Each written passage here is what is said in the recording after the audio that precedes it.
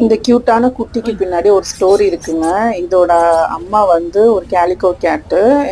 வேற ஒரு பூனை வந்து இதோட அம்மாவை குட்டி போட்டு 3 குட்டி போட்டிருந்தது. 3மே இந்த டெய்லர் அண்ணா கடையில தான் வளர்ந்தது. இந்த அண்ணனுங்க தான் அதை வந்து பத்திரமா பார்த்துக்கிட்டாங்க.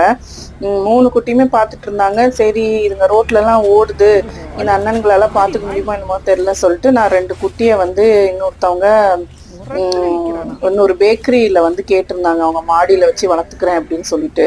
சரின்னு அவங்க அங்கே கொடுத்தாச்சு. இதோட அம்மா மட்டும் தான் பாக்கி. அது வளர்ந்து ப்ரெக்னென்ட் ஆகி இந்த குட்டியும் போட்டுச்சு. அந்த அண்ணன் வந்து ஆப்ரேஷன் பண்ணணுமா, நீங்களே போய் பண்ணிட்டு வந்துடுங்க, எங்களால் முடியாது அப்படின்னாங்க.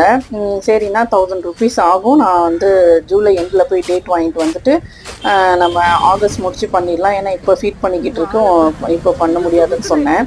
ஸோ ஜூலை ஃபஸ்ட்டு வீக்லாம் நான் போய் சும்மா பார்க்கலான்னு போகிறேன். இந்த மாதிரி அந்த மதர் கேட்டை காணாமா. இந்த மாதிரி நைட்டு வெளியில் விட்டுட்டு போனது, அதுக்கப்புறம் வரவே இல்லை அப்படின்னு சொல்லிட்டு. இந்த பூனை பிடிக்கிறவங்க 3 to 5 ஏர்லி மார்னிங் வந்து பிடிப்பாங்க, அவங்க பிடிச்சிட்டு போயிருப்பாங்கன்னு நினைக்கிறேன். பாவம் இது மட்டும் தனியாக இருக்குது.